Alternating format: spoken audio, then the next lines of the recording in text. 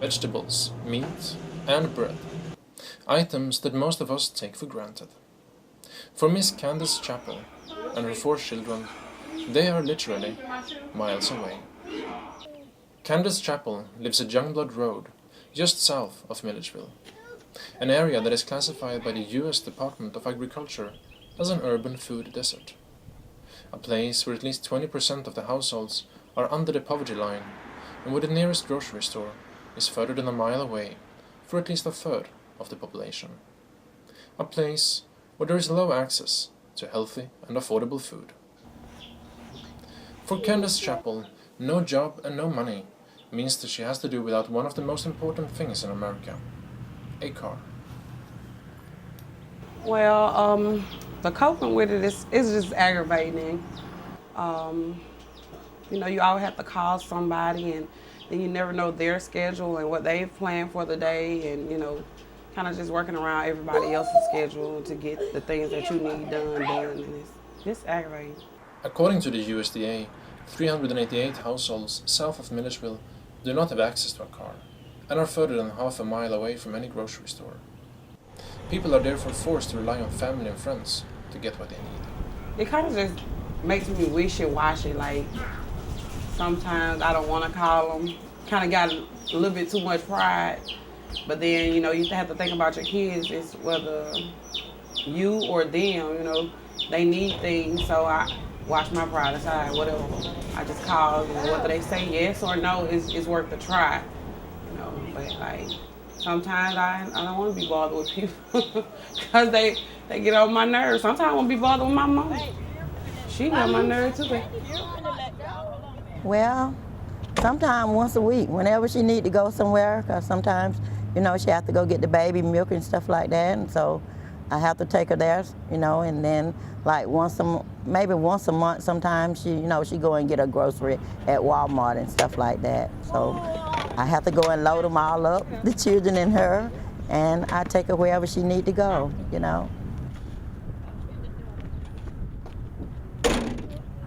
The closest grocery store for Candace Chapple is a small store called Johnny McDade Groceries at Winsome Highway, just about a mile away from the house. Miss Candace Dukes works at the store and meets a lot of people on foot. A lot of people walk. Like a lot of our customers, they live in the general area and most of them don't have vehicles, so they do walk. We even have veterans that come up here in wheelchairs. A few miles down Winsome Highway at Georgia College, Dr. Jim Lidstone works with health and social issues in the community, areas that are closely related to life in a food desert. Well, I think that people that live in a food desert, again, have limited access to, to healthy, affordable food. And if you have limited access, then you're not going to eat as well as you should.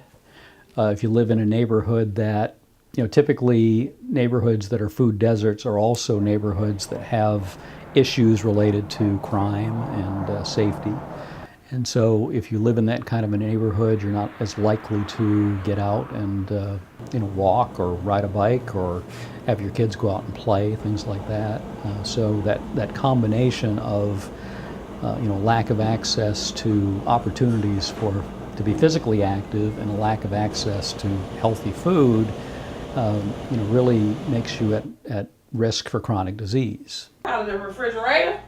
For Candace, shopping for food with 4 kids means she saves a lot of money buying food at the bigger supermarkets.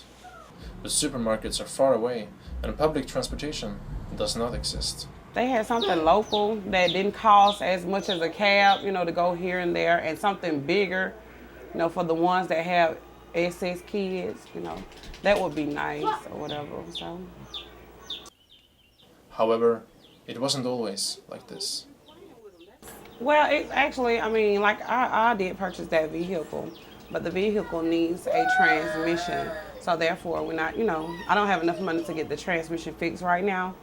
So, I'm working at it. It's just like, it's kind of hard.